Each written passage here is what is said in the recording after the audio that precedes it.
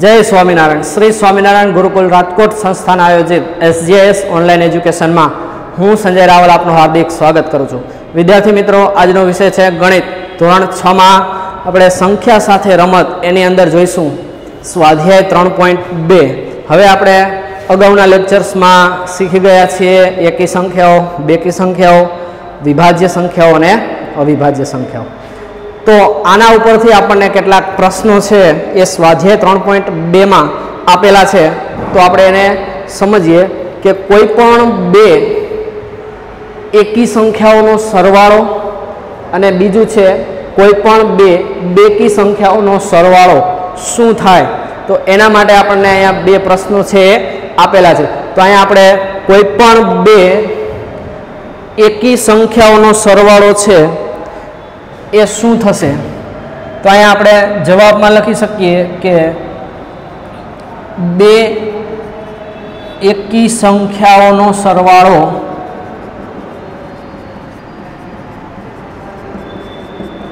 कोईपण बे एकी संख्याओं सरवाळो बेकी संख्या ज होय, बेकी संख्या ज मळे। उदाहरण तरीके आपणे कोईपण बे एकी संख्या लईए, दाखला तरीके अहीं आपणे 3 + 5 करीए तो एनो जवाब आपणे 8 मळे छे। एवी रीते बीजी पण आपणे एकी संख्याओ लई लईए, दाखला तरीके 7 + 9 तो पण आपणे केटला मळे छे? 16 मळे छे। तो आ जे संख्याओ जे छे ए केवी छे? एकी संख्याओ छे। प्लस आ पण आपणे एकी संख्या लीधेली छे बराबर आपने जे 16 मळे छे ए पण केवी संख्या मळे छे? बेकी संख्या मळे छे। आया ए रीते 3 અને 5 जे छे ए बंने एकी संख्याओ छे अने एनो जवाब जे छे आपने बेकी संख्या मळे छे। तो आपणे एवुं कही सकीए कि कोईपण बे एकी संख्याओनो सरवाळो जे छे ए एकी संख्याओनो सरवाळो हमेशा बेकी संख्या ज मळे छे। त्यार पछी आपणे जोईए कि बेकी संख्याओं सरवाळो कोईपण बे बेकी संख्याओं सरवाळो आपने शू मळे। तो एना माटे पण आपणे जवाब में लखी सकीए कि कोईपण बे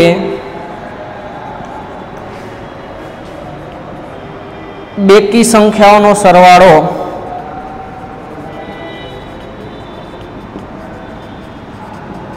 बेकी संख्या ज मळे छे।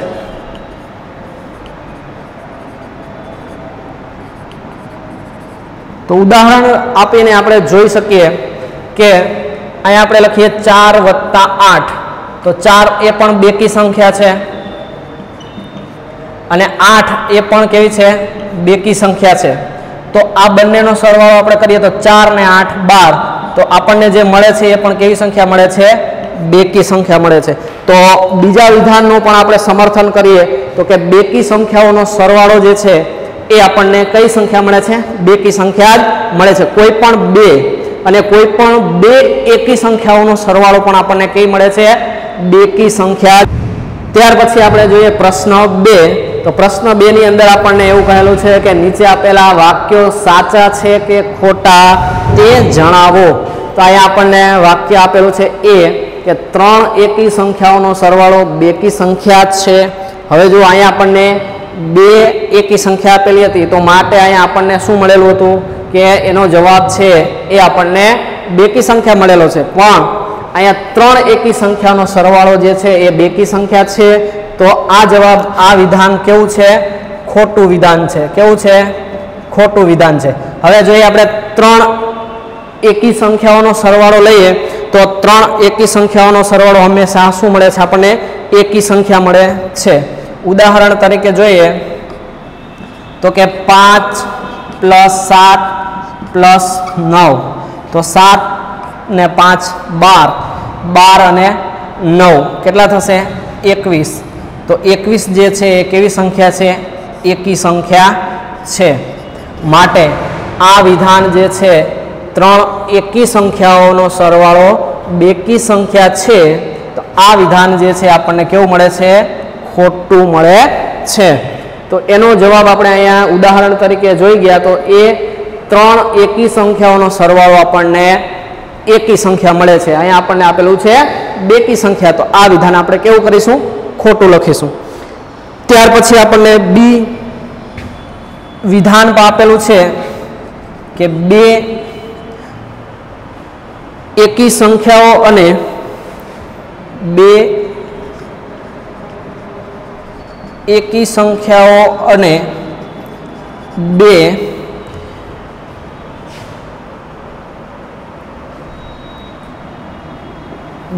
એકી સંખ્યા અને એક બેકી સંખ્યા। જો બે આપણને એકી સંખ્યાઓ આપેલી છે અને એક છે એ કેવી આપેલી છે? બેકી સંખ્યા આપેલી છે। એક બેકી સંખ્યાઓનો સરવાળો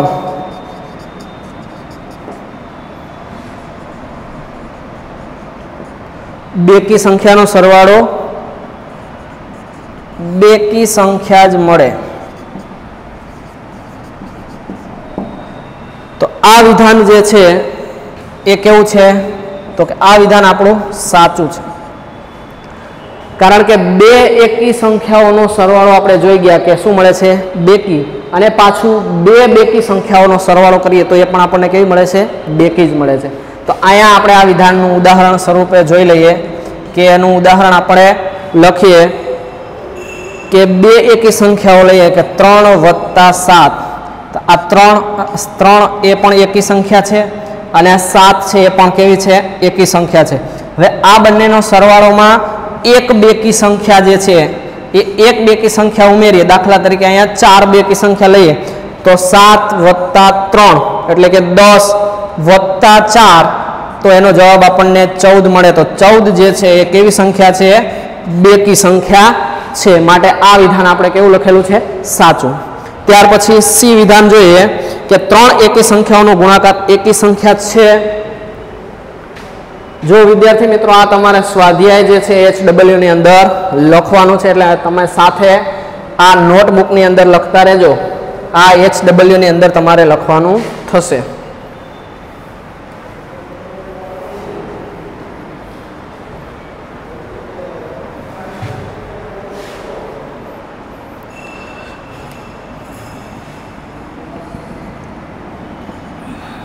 વિધાન સી આપણને એવું આપેલું છે કે 3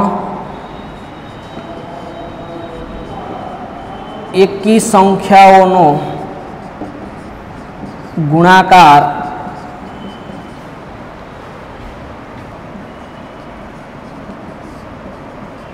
એકી સંખ્યા મળે છે।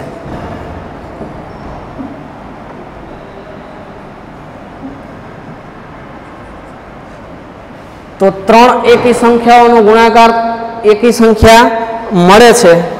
તો આ વિધાન જે છે એ કેવું છે? સાચું છે। અને એનું ઉદાહરણ આપણે જોઈએ કે કોઈ પણ 3 એકી સંખ્યા લઈએ, દાખલા તરીકે આપણે લઈએ 3, 5 અને 7। 3 × 5 × 7। હવે એનો આપણે ગુણાકાર કરીએ, આ ત્રણેય સંખ્યાઓ જે છે એ આપણને કેવી મળે છે? એકી છે।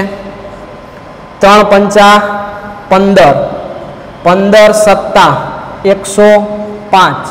તો 105 એ છે એ કેવી સંખ્યા છે? એકી સંખ્યા છે। માટે આ વિધાન જે છે એ આપણને કેવું મળે છે? સાચું વિધાન મળે છે। ત્યાર પછી આપણને ડી વિધાન આપેલું છે। આ ડી વિધાન આપણને એવું કહે છે કે જો બેકી સંખ્યાઓ 2 વડે ભાગવામાં આવે તો ભાગાકાર હંમેશા એકી સંખ્યા હોય છે। જો બેકી સંખ્યા 2 વડે, આપણે અહીંયા અંકમાં લખી નાખીએ, 2 વડે ભાગવામાં આવે તો, એટલે કે 2 વડે ભાગાકાર કરવામાં આવે તો એનો ભાગાકાર એટલે કે એનો જવાબ ભાગાકાર હંમેશા બેકી સંખ્યા હંમેશા એકી સંખ્યા હોય છે। તો આપણને જો બેકી સંખ્યા આપેલી હોય અને 2 વડે ભાગવામાં આવે તો એનો ભાગાકાર હંમેશા એકી સંખ્યા હોય છે. તો આ વિધાન જે છે આપણે કેવું લખીશું? ખોટું વિધાન છે. ઉદાહરણ જોઈએ તો આપણે અહીંયા માની લો કે કોઈ પણ બેકી સંખ્યા લઈએ કે આપણે 10/2 લઈએ તો એનો જવાબ આપણને 5 મળે છે. તો એકી સંખ્યા મળી. હવે આપણે બીજી લખીએ 14/2 એટલે આપણને 7 મળ્યા. પણ હવે આપણે લખીએ અહીંયા 16/2 તો 16/2 લખીએ તો જવાબ આપણને 8 મળે છે. માટે 8 એ કેવી સંખ્યા છે? બેકી સંખ્યા છે. જો આપણે 2 વડે ભાગવામાં આવે તો ભાગાકાર જે છે એ હંમેશા કેવું કહે છે? એકી સંખ્યા મળે. તો એ વિધાન આપણે ખોટું છે, કારણ કે એનો ભાગાકાર બેકી સંખ્યા, એનો જવાબ બેકી સંખ્યા પણ હોઈ શકે છે. ત્યાર પછી વિધાન ઈ જોઈએ કે બધી અવિભાજ્ય સંખ્યાઓ એકી સંખ્યા છે. બધી અવિભાજ્ય સંખ્યા એ બધી એકી સંખ્યા જે છે એ અવિભાજ્ય સંખ્યા છે. તો વિદ્યાર્થી મિત્રો આપણે એની અંદર જોઈએ, એની અંદર આપણને આપેલું છે કે બધી અવિભાજ્ય સંખ્યાઓ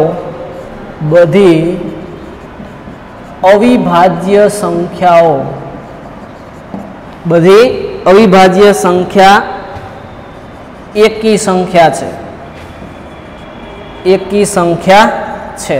તો વિદ્યાર્થી મિત્રો અવિભાજ્ય સંખ્યા એટલે શું એ આપણને ખ્યાલ છે કે જે સંખ્યાને માત્ર અને માત્ર 2 જ અવયવ હોય, એક અને સંખ્યા પોતે, આ 2 જ અવયવ હોય તો એને આપણે અવિભાજ્ય સંખ્યા કહીએ છીએ. અને આ અવિભાજ્ય સંખ્યાઓ જે છે એકી સંખ્યા છે એવું આપણને કહેલું છે. તો આપણે આ વિધાન જે છે એ લખીશું ખોટું વિધાન છે. કારણ કે આપણે અવિભાજ્ય સંખ્યાઓ જે છે એ બધી એકી નથી હોતી, એની અંદર બેકી સંખ્યાઓ પણ હોય છે. દાખલા તરીકે આપણે 2 લઈએ તો 2 જે છે એ અવિભાજ્ય છે. કેવી છે? અવિભાજ્ય છે. 2 એ અવિભાજ્ય છે પણ બેકી નથી, એકી નથી. 2 છે અવિભાજ્ય છે પણ એકી સંખ્યા નથી. 2 છે એ કેવી સંખ્યા છે? બેકી સંખ્યા છે. બરાબર.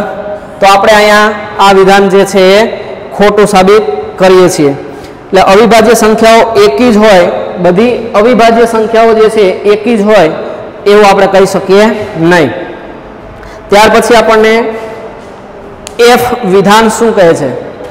તો કે એફ વિધાન આપણને એવું કહે છે કે અવિભાજ્ય સંખ્યાઓને અવયવ હોતો નથી. અવિભાજ્ય સંખ્યાઓને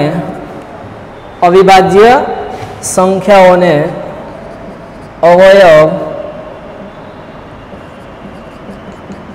હોતો નથી.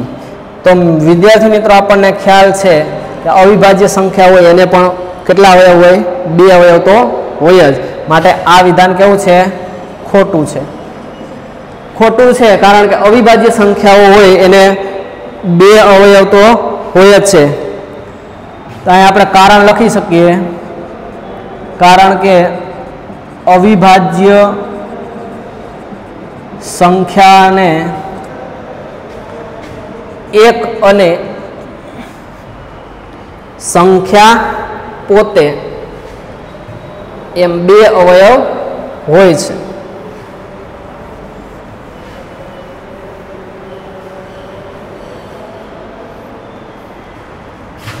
એક અને સંખ્યા પોતે એમ 2 અવયવ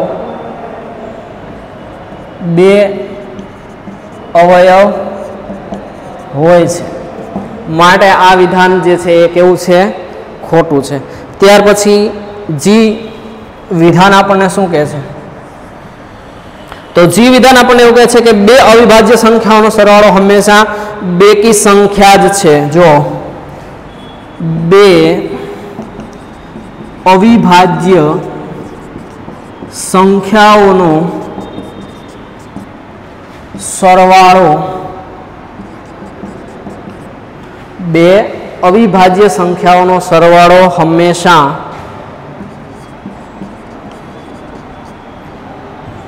બેકી સંખ્યા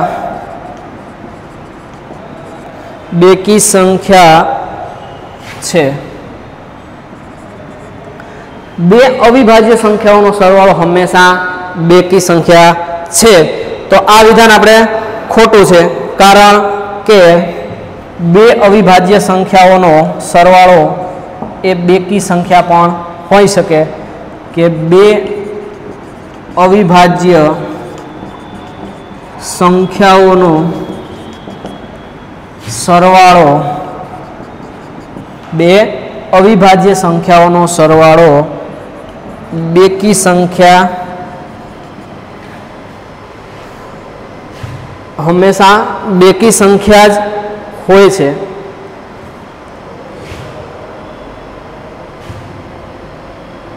બે અવિભાજ્ય સંખ્યાઓનો સરવાળો એ એકી સંખ્યા પણ હોય,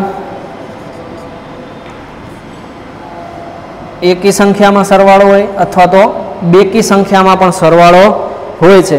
દાખલા તરીકે આપણે જોઈએ કે 2 + 3 એટલે 5, તો આ આપણને કઈ સંખ્યા મળી? એકી સંખ્યા। આપણને હંમેશા બેકી સંખ્યા કીધેલું છે, તો આ આપણે એકી સંખ્યામાં મળે છે। અને આપણને બીજી કોઈ સંખ્યા લઈએ કે 3 + 7, તો એ પણ આપણને 10 મળે છે, એ પણ કેવો મળે છે? બેકી મળે છે। એટલે કે એકી સંખ્યા પણ હોય અને બેકી સંખ્યા પણ મળે છે, માટે માત્ર બેકી સંખ્યા કેવું એ વિધાન કેવું છે? ખોટું વિધાન છે। ત્યાર પછી આગળ આપણે જોઈએ આઈ વિધાન, સોરી એચ વિધાન જોઈએ।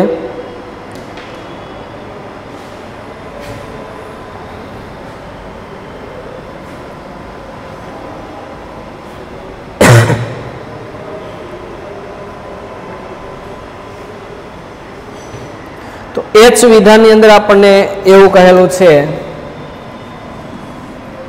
એચ વિધાન કે બે એ માત્ર એકમાત્ર કેવી સંખ્યા છે? બેકી। બે એકમાત્ર બેકી અને અવિભાજ્ય સંખ્યા છે। કેવી છે? અવિભાજ્ય સંખ્યા છે।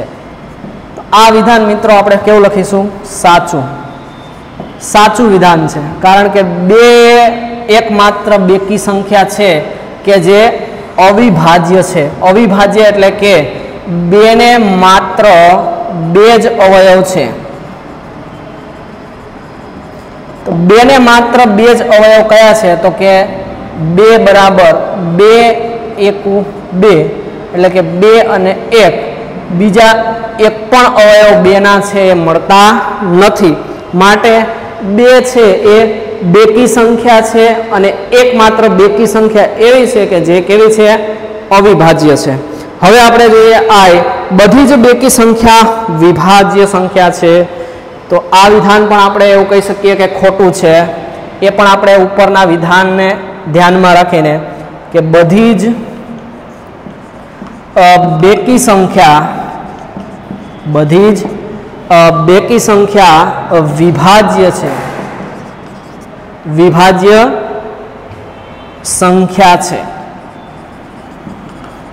તો બધી જ બેકી સંખ્યા છે એ વિભાજ્ય છે એવું આપણે કહી શકીએ નહીં, માટે આ વિધાન કેવું છે? ખોટું છે। ઉદાહરણ આપણે જોઈ શકીએ છીએ, 2 છે એ બેકી સંખ્યા હોવા છતાં પણ કેવી છે? અવિભાજ્ય સંખ્યા છે। એ આપણે ઉપરના વિધાન ઉપરથી કહી શકીએ છીએ કે 2 એ બેકી હોવા છતાં એ કેવી છે?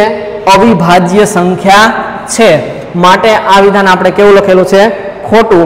બધી જ બેકી સંખ્યા વિભાજ્ય સંખ્યા છે આવું આપણે કહી શકતા નથી, કારણ કે બે સંખ્યા જે છે બેકી હોવા છતાં અવિભાજ્ય છે। ત્યાર પછી આપણને જે આપેલો છે એ બેકી સંખ્યાઓનો ગુણાકાર હંમેશા બેકી સંખ્યા જ હોય છે. જો આપણને શું કીધેલું છે, બે બેકી સંખ્યાઓનો ગુણાકાર, જેમ એકી સંખ્યાઓનો ગુણાકાર આપણને આપેલો હતો એવી રીતે અહીંયા બેકી સંખ્યાઓનો ગુણાકાર હંમેશા કેવો આવે છે, બેકી સંખ્યા જ મળે છે, માટે એ વિધાન સાચું છે.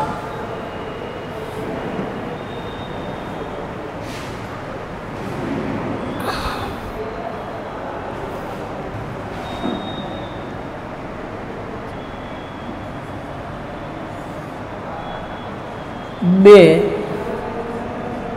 બેકી સંખ્યાઓનો